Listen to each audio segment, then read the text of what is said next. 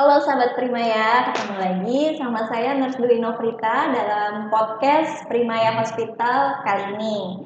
Nah, hari ini ada yang spesial ya, karena kalau ada saya berarti kita akan ngomongin seputar ginjal. Tentunya saya sekarang ini tidak sendiri, saya bersama rekan sejawat saya, Dr. Rahel Kristianinglum. Beliau adalah GP dari unit hemodialisis di Primaya Hospital Bekasi Barat. Tema yang akan kita bahas pagi hari ini tentunya luar biasa sekali ya, karena kita akan membicarakan tentang mencegah gagal ginjal pada usia produktif. Mari kita sapa Dr. Rahel. Halo dokter. Halo Mbak Dwi, Dong. selamat pagi. Kabarnya baik. Mbak Dwi gimana? Baik dong. Dok, kita kali ini mau ngomongin tentang mencegah gagal ginjal di usia produktif. Ya, dok ya. Nah, usia produktif ini kalau menurut WHO dan Kemenkes itu usia sekitar 15 sampai 64 tahun, Dok. Nah, mungkin sahabat Primaya di sini lupa-lupa ingat apa sih gagal ginjal itu? Boleh dijelaskan lagi, Dok? Oke. Jadi gagal ginjal itu merupakan suatu kondisi di mana ginjal kita mengalami penurunan fungsi atau mengalami kerusakan, tidak bisa menjalankan fungsinya gitu Mbak Dwi. Jadi kita mesti tahu dulu nih fungsinya apa sih sebenarnya ginjal kita. Jadi ginjal kita ini adalah suatu organ yang memang dia letaknya ada di punggung bagian belakang ya Mbak Dwi, perut bagian belakang. Ada dua, betul, daerah pinggang, kanan kiri, dia ada di bagian belakang, ada dua. Ukurannya sih nggak lebih besar daripada telapak tangan kita kalau digenggam, tapi dia punya banyak fungsi. Fungsi yang pertama adalah pastinya kita tahu berkemih ya. Nah, berkemih atau mengeluarkan cairan dari kencing ini merupakan salah satu fungsi dari si ginjal. Kemudian yang berikutnya lagi, dia ini menjaga asam dan basa dalam tubuh kita. Karena tubuh kita kalau terlalu asam atau terlalu basa itu juga tidak baik ya untuk tubuh kita. Terus yang berikutnya adalah menjaga elektrolit tubuh. Dan yang lebih penting lagi adalah dia menjaga juga salah satunya berperanan dalam tekanan darah. Betul. Terus fungsi-fungsi yang lain juga dia juga mempertahankan untuk kadar hemoglobin dalam tubuh gitu ya. Itu sih Mbak Dwi, kurang lebih fungsinya. Jadi fungsinya banyak sekali ya dok, dengan ukuran yang sekecil ini. Gitu. Iya, kita ada betul. dua ya dok ya, kanan dan kiri gitu ya, ginjal dan kanan kiri dok. Untuk gagal ginjal sendiri itu kan ada akut dan kronik ya. Iya.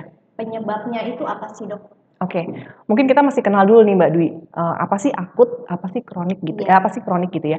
Kalau akut itu berarti terjadinya tiba-tiba, jadi mengalami penurunan fungsi atau mengalami kegagalan fungsi yang sifatnya tiba-tiba. Itu biasanya terjadinya bisa karena infeksi, bisa karena keracunan, bisa karena penggunaan obat yang berlebih gitu ya, atau bisa juga dikarenakan ada trauma, misalkan ada kerusakan ginjal karena kecelakaan gitu, sehingga dia ginjalnya kerusakan sehingga fungsinya bisa tidak berjalan dengan baik, atau dehidrasi yang terlalu berat gitu ya. Nah, tapi ada juga yang disebut dengan kronik. Jadi yang disebut dengan kronik ini adalah kerusakan ginjal di mana dia itu progresif, turunnya secara bertahap. Dan kita melihatnya dalam jangka waktu kurang lebih 3 bulan. Biasanya sih disebabkannya memang karena kondisi-kondisi penyakit metabolik. Contohnya diabetes, kemudian penyakit hipertensi, atau bisa juga biasanya karena ada gangguan autoimun gitu ya. Jadi seperti itu perbedaannya antara si kronik sama si akut. Oke dok. Kalau misalnya kita lihat usia produktif ini kan usia-usia yang masih aktif bekerja ya dok ya. Apa sih sebenarnya dampak yang bisa ditimbulkan gitu ya oleh usia produktif ini ketika dia tervonis gagal ginjal? Oke, pasti ya Mbak Dwi ya, pasti dampaknya besar Mbak Dwi, karena kan memang usianya tadi kalau Mbak Dwi bilang kan dari 15 sampai dengan 64 tahun. Saya awalnya berpikir produktif itu hanya di usia-usia 30-an atau 40-an, mungkin orang kenalnya begitu ya Mbak Dwi ya, ternyata dari usia 15, jadi memang ternyata adalah kelompok usia di mana orang-orang ini tuh masih aktif untuk melakukan aktivitasnya, baik itu sekolah, baik itu dia bekerja, atau dia masih aktif secara fisik, jadi masih bisa berjalan mandiri gitu ya. Kalau mungkin kelompok usia yang lebih tua lagi, mungkin dia akan butuh bantuan seperti itu. Nah, dampak yang paling bisa terjadi ya pastinya dia mengganggu aktivitas sehari-hari. Kalau yang sekolah, mungkin ketika dia gagal ginjal, dia harus menjalani hemodialisis atau mungkin transplantasi yang butuh waktu, sehingga ada waktu untuk bersekolahnya yang mundur gitu ya. Tapi kalau untuk yang bekerja juga mungkin kalau yang hemodialisis dia mesti izin gitu ya, dalam 1 minggu mungkin izin 2 kali gitu dalam pekerjaannya. Pasti berdampak secara baik itu secara fisik, fisik mungkin bisa dilihat ya, mungkin beberapa orang yang mengalami kerusakan ginjal tuh tekanan darahnya tinggi, sering ada keluhan gampang lelah seperti itu, sehingga dia performanya juga kurang di tempat kerja seperti itu. Baik dok, tadi kan dikatakan seminggu 2 kali gitu ya dok ya harus izin. Nah itu berarti kaitannya dengan pengobatan ya dok ya. Nah, Betul. apa sih yang dilakukan gitu ya ketika divonis gagal ginjal, kemudian pengobatan apa sih yang yang dilakukan oleh si pasien? Oke, pastinya seseorang itu sampai divonis gagal ginjal, Mbak Dwi, tentunya pasti ada pemeriksaan terlebih dahulu. Biasanya sih pasien datang dengan keluhan, kalau di Indonesia tuh seringnya keluhannya tuh udah berat dulu nih Mbak Dwi, baru datang ke rumah Iya, sakit. betul. Betul, karena tanda awal yang misalkan seperti kaki bengkak atau mungkin urinnya kok agak berbuih atau kok jumlahnya nggak banyak, itu kadang nggak disadari. Atau biasanya keluhan lemas-lemas atau lemah-lemah yang tandanya mungkin HB-nya mulai turun tuh nggak dirasa sama pasien, sehingga seringkali datang dengan keluhan yang berat. Nah, tentunya kita mesti melakukan pemeriksaan awal, screening awal yang paling mudah dikerjakan adalah pemeriksaan urin. Di situ kita bisa lihat apakah misalkan ada kebocoran sehingga proteinnya lolos gitu ya. Terus apakah kita bisa melihat juga apakah ada gula gitu ya. Jadi bisa melihat dari urin. Kemudian pemeriksaan laboratorium yang lebih lanjut, misalkan pemeriksaan untuk melihat urin kreatinin fungsi ginjal atau mungkin pemeriksaan untuk mengukur jumlah urin dalam 24 jam. Yang paling bisa dikerjakan lagi juga mungkin USG untuk melihat apakah morfologi atau bentuk dari si ginjal ini masih baik atau enggak, seperti itu. Nah, sampai dokter memastikan bahwa pasien ini memang, oh iya benar nih, dia mulai ada penurunan fungsi. Nah, tentunya dia ada gradualnya Mbak Dwi. Kalau misalkan memang dia masih di grade-grade awal, tentunya dokter hanya akan memberikan terapi obat. Tapi kalau misalkan sudah pada tahapan di mana gagal ginjalnya lebih lanjut atau yang mungkin sudah end stage, tentunya kita perlu mengganti peranan fungsi ginjal ini. Kan kita tahu ada beberapa peranan fungsi ya Mbak Dwi ya. Mungkin kalau di Primaya Hospital sekarang ini kita masih melayaninya hanya hemodialisis. Kita sedang berproses untuk nanti ada CAPD ya Mbak Dwi ya, CAPD. Nah, tapi juga ada satu lagi sih sebenarnya yang bisa kita lakukan adalah dengan transplantasi ginjal seperti itu. Mungkin gini ya dok, kalau gejalanya itu kayak lemas-lemas, mual, mungkin kurang dirasakan sama usia-usia produktif gitu ya. Udah minum obat selesai urusan gitu, gejalanya hilang gitu kan ya dok. Nah, bagaimana sih khasnya apa sih dok gitu, bahwa oh aku harus curiga nih bahwa saya ini takutnya curiga penyakit gagal ginjal, atau waduh saya ada alarm apa gitu dok maksudnya. Yang bisa diingat gitu oleh jangan-jangan nih saya udah masuk ke tahapan ini gitu loh. Betul.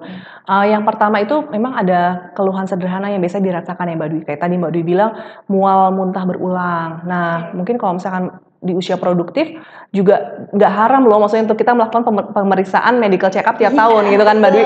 Kok nih mual muntah terus, tahu-tahu bukan keluhan lambung, dibilangnya keluhan lambung, ternyata fungsi ginjalnya menurun gitu. Atau bisa juga tadi yang saya bilang urinnya berbuih, terus kencingnya berkurang, kakinya bengkak, atau kalau ngaca kok agak pucet ya badan saya gitu, kok saya pucet ya kalau lihat di bawah mata dibuka terus, atau telapak tangan kok warnanya agak pucet itu. Tapi satu yang disadari sih, usia-usia produktif nih kadang-kadang karena merasa badannya sehat, ada hari-hari yang dia kerjakan tuh yang sekiranya tuh sebenarnya tidak menguntungkan untuk ginjal. Contohnya begadang, ya kan ya, kerja yang terlalu begadang, minum air putihnya kurang, suka minum yang bergula-gula, terus apa sih namanya, makan yang terlalu asin atau junk food gitu kan Mbak. Atau mungkin sering minum minuman obat penghilang nyeri secara cuma sakit kepala sedikit minum obat penghilang nyeri gitu, tapi jangka panjang. Nah, itu juga bisa ngerusak ginjal. Apalagi ditambah kalau di keluarga ada yang punya penyakit histori gitu ya, misalkan kayak diabetes, atau kencing manis, terus hipertensi, atau mungkin dia punya riwayat lahir prematur, atau mungkin bisa juga ada autoimun dan sebagainya. Nah, itu mesti diperhatikan sih Mbak Dwi. Kemudian untuk tadi ya hemodialisis gitu ya dok ya. Nah, bisa nggak dok dijelaskan sedikit aja itu gimana sih dok mekanismenya dia gitu? Oh oke Mbak Dwi. Karena banyak yang belum tahu nih Mbak Dwi ya. Sering banget datang ke HD awalnya udah nolak setahun nggak mau gitu ya Mbak Dwi ya. Betul, karena kan stigma di masyarakat tuh udah yang mengerikan banget gitu ya dok ya. Iya. Jadi bisa dijelaskan dulu Iya. kali dok, Mm-mm. apa sih gitu Iya. hemodialisis itu sebenarnya diapain sih Iya. dia gitu. Banyak tuh pasien kita, soalnya ini pengalaman yang unik juga ya. Banyak Iya, yang pasien yang betul. udah nolak setahun 2 tahun, ternyata pas udah jalanin, oh begini ternyata, Iya, gitu kan. betul. Terus, oh ternyata aku nggak sengeri itu gitu. Jadi HD itu merupakan suatu layanan di mana ginjal yang tidak mengalami kerusakan ini digantikan peranannya oleh mesin, Mbak Dwi. Sebenarnya yang disebut dengan ginjal itu adalah si tabung dializer, dia bentuknya kayak tabung, itu tabung buatan. Jadi sebenarnya sih intinya gini, pasien tuh nanti dia akan mendapatkan akses, baik itu yang di dada, di leher, atau yang di tangan. Nanti darahnya tuh akan dikeluarkan dari tubuh. Nanti sekalian langsung dimasukin ke dalam tubuh, Mbak Dwi. Tapi di luar tubuh tuh dia akan diputar, kemudian zat-zat yang tidak dibutuhkan akan dibuang. Tapi yang diperlukan dia akan masuk kembali ke dalam tubuh. Nah, tapi prosesnya tuh selama 4-5 jam tuh nggak sengeri itu loh, Mbak Dwi. Jadi pasien-pasien kita kan ya bisa sambil kerja, sambil Zoom online, sambil mereka kadangan sambil mengerjakan tugas seperti itu. Jadi nggak sengeri seperti mungkin pernah dengar cerita ya. Kecuali mungkin dikerjakan di ruangan khusus ya, misalkan kayak di ICU di mana pasiennya kritikal gitu ya. Nah itu mungkin berbeda suasananya seperti itu. Iya, mungkin pada kondisi-kondisi emergensi gitu ya dok ya. Mungkin di situ yang dibilang mengerikan gitu ya dok ya.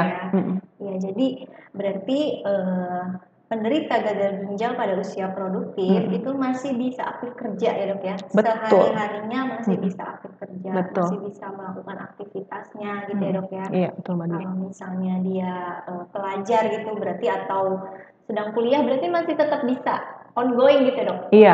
Nah, kerjanya juga gitu ya. Paling izinnya tadi seperti yang dokter Rahel bilang seminggu 2 kali. Nah, kalau CAPD dok, tadi kan disebutkan nih CAPD. Nah, itu ada gambaran nggak sih dok? Gimana sih CAPD itu? Dan itu kan metode terapi pengganti ginjal yang lain gitu ya. Mungkin bisa menjadi alternatif sahabat Primaya nantinya. Betul. Jadi memang CAPD ini belum ada layanannya, tapi sebentar lagi nih Mbak Dwi akan ada layanannya. Kita dengan senang hati akan menyambut sahabat Primaya untuk bisa menjalani layanan CAPD bila diperlukan seperti itu. Jadi CAPD itu adalah satu pengganti ginjal juga. Nah, di mana pasiennya itu dia nggak perlu 2 kali seminggu atau 3 kali seminggu datang ke rumah sakit, karena dia itu namanya aja kepanjangannya kan Continuous Ambulatory Peritoneal Dialysis. Jadi ambulatori itu dia mengerjakan secara sendiri Mbak Dwi. Mandiri, betul. Jadi bisa dikerjakan di kantor, bisa dikerjakan di rumah, bisa dikerjakan di mana saja. Tapi dengan prinsipnya adalah bersih gitu ya Mbak Dwi ya, bukan steril tapi bersih. Jadi dia tuh memasukkan sejumlah cairan ke dalam perut, kemudian terjadi di situ pertukaran zat dan kelebihan cairan. Nanti dalam jangka periode waktu tertentu cairannya akan dibuang keluar dari tubuh, seperti itu Mbak Dwi. Jadi sebenarnya mirip-mirip sama HD ya dok? Iya. Mirip-mirip, cuman bedanya ini dilakukan secara mandiri di rumah. Kemudian disimpan di dalam perut gitu ya dok, berarti ada selang sedikit paling ya, selang sedikit di perut, kemudian nanti bisa dikerjakan dimanapun juga, betul, dimanapun asal tempatnya bersih. Gitu ya dok. Oke.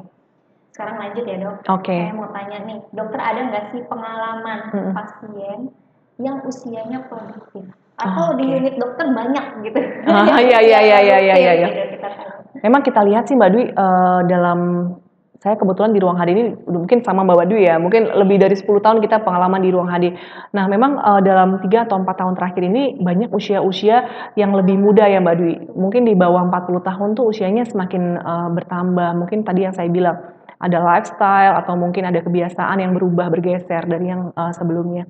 Nah, atau bisa juga karena kesadaran pasien akan terapi pengganti ginjal ini semakin meningkat sehingga banyak juga pasien-pasien kita yang datang ke HD menjalani HD gitu. Nah, mungkin pengalaman yang menarik adalah kita pernah punya pasien ya Mbak Dwi ya, yang dia tuh usianya masih usia 20 tahun yang sudah di atas 25 ya. Mendekati 30, dia ini awalnya sudah menjalani HD, kemudian dia berpindah ke ke CAPD, betul. Dan ternyata pasien ini semakin hari semakin sehat. Jadi dia ini menjalankan CAPD-nya dengan baik. kita lihat dia makin segar, makin apa sih namanya, bahkan yang kabar terbaiknya dia punya anak lagi seperti itu. Jadi buat kita yang di HD ini merasakan apa namanya kegembiraan ya, melihat bahwa ternyata dengan layanan CAPD maupun HD ini pasien-pasien ini memiliki kualitas hidup yang juga baik seperti itu. Jadi memang targetnya kualitas hidupnya harus seperti manusia normal gitu ya dok. Betul. Ya, bukan penderita gagal ginjal gitu. Jadi nggak perlu takut ya dok berarti untuk melakukan screening atau melakukan pemeriksaan awal, atau kalau ada gejala-gejala yang muncul itu harus lebih aware gitu kali ya dok ya. Betul. Itu kayak apalagi kalau di rumah ada penderita diabetes orang tua misalnya. Betul. Ya, gitu. Betul. Kemudian dokter ada nggak pengalaman dokter anak-anak nih, bukan anak sih ya, remaja, kisaran 15 sampai 20 tahun lah gitu. Ada nggak pasien dokter yang yang menjalani HD tapi dia semangat terus gitu dong? Iya, ada Mbak Dwi. Dan kebetulan jadi pasien ini juga mungkin ini ya apa namanya, kita juga senang sekali karena pasien ini awalnya dia tuh satu keluarga nih, mereka bersedih hati karena tiba-tiba si anaknya yang tidak ada keluhan apa-apa ini ternyata harus menjalani HD karena mengalami penurunan fungsi ginjal. Dia menjalani HD, kemudian yang mengharukan adalah si ibunya ini merelakan ginjalnya untuk diberikan kepada anaknya. Dan beberapa bulan yang lalu dia menjalani transplantasi. Kebetulan memang bukan di rumah sakit kita, tapi kita masih terus kontak gitu ya. Ternyata dia sekarang bisa lepas dari HD, dia menjalani transplantasi. Ini suatu kisah yang sangat inspiratif Mbak Dwi. Kami pun juga rencananya mau mengundang, kebetulan dia usianya masih 18 tahun, memang dia skip 1 tahun untuk tidak mengikuti pendidikan kuliah karena ingin fokus dengan kesehatannya.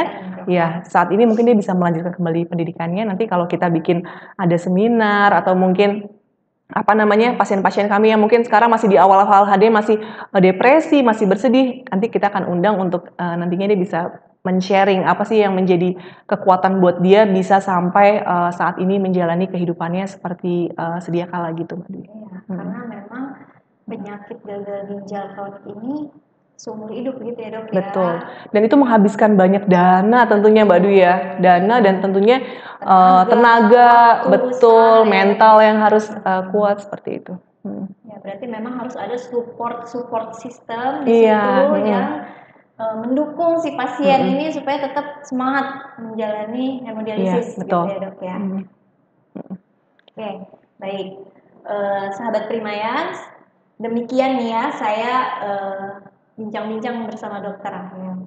Nah, bisa saya simpulkan bahwa penyakit gagal ginjal kronik pada usia produktif itu sebenarnya tidak semenakutkan itu, gitu ya dok ya. Betul. Bisa diobati gitu, bisa dilakukan hemodialisis dan juga CAPD untuk terapi penggantinya. Tentunya terapi pengganti itu kalau memang gagal ginjal kronik itu akan dilakukan seumur hidup gitu ya. Tapi tidak perlu khawatir bahwa unit-unit hemodialisis terutama yang ada di Primaya Hospital ini sudah sangat aman ya dok ya. Betul. Bisa juga dengan melakukan continuous ambulatory peritoneal dialysis yang mungkin sebentar lagi kita akan launching juga. Jadi para sahabat Primaya tidak perlu khawatir, segera lakukan pemeriksaan screening jika memang ada keluhan-keluhan yang tadi disebutkan oleh dokter. Baik, demikian podcast hari ini. Saya ucapkan terima kasih atas perhatiannya. Jangan lupa di like dan di share ke seluruh sosial media. Dadah.